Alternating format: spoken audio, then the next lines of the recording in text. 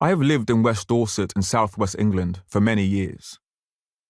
My interest in the Drax family began one day in June 2020, just after the Black Lives Matter (BLM) demonstration, where the statue of the West Country merchant Edward Colston, 1626 to 1721, had just been upended into Bristol Harbour because of Colston's involvement in slavery. I was driving home and listening to a BBC News item about the protests. It just so happened I was driving along the side of the Great Wall of Dorset that segregates Charborough Park from the A31 road. At the time, I knew little of Richard Plunkett Ernley Earl Drax, except that he lived in the park, was a Dorset MP from the Conservative Party, and his ancestors had somehow been involved with slavery in centuries past. As I drove alongside the wall, I wondered what an MP, who has a historical legacy in slavery, might be adding to the debate about the BLM protests. Once home, I spent a while with Google search and could only find one recent comment that was in his regular column for the local newspaper, the Dorset Echo, with an attack on the protests.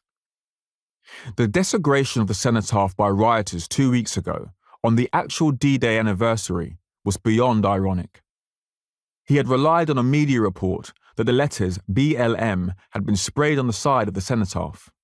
His agitation about defacing a memorial to the military dead was not surprising, given he is an ex-Guards officer. However, it seems the original allegation was not accurate, and London's Metropolitan Police had swiftly confirmed the media report was wrong. In his column, Mr. Drax also expressed his concern about what he saw as the ethos of the BLM protests. A wave of intolerance has swept this country since the abhorrent killing of George Floyd in the US. To speak out against intolerance here is often condemned as racist in itself by those who would rewrite our history. Richard Drax has rarely commented on his own ancestors' history of owning hundreds of enslaved people over 200 years. As readers of the Dorset Echo knew, Richard Drax, as an MP, had been forthright on many other subjects in his columns, his blogs, and in the House of Commons. Richard Drax's popularity was bolstered by his views on immigration. Back in 2012, the Dorset Echo reported Richard Drax had issued a stark warning on immigration, insisting, "I believe, as do many of my constituents, that this country is full." As my research progressed, I realised Richard Drax, other than the brief skirmish with the Daily Mirror, had attracted little attention from the national media, except for some jokey pieces about him having a four-barreled name.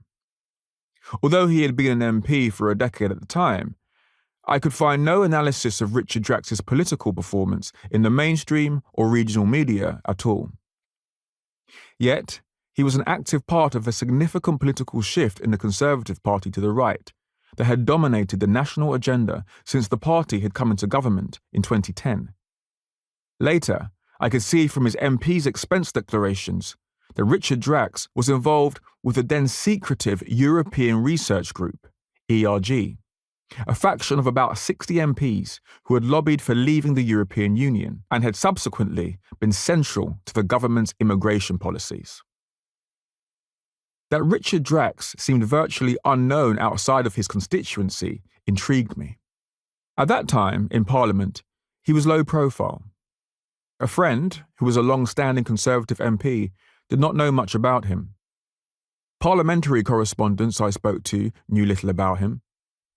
True, he was not one of the big Tory players like Boris Johnson, Jacob Rees-Mogg, David Davis, or Liz Truss. Looking at his voting record, it became clear he was an exemplar of a block of right-wing Conservative MPs.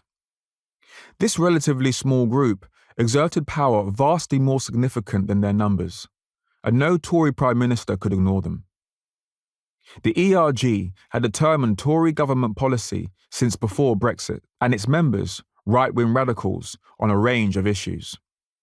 Understand Richard Drax, I began to realise, and you can get some insight into what happened to Britain since 2010.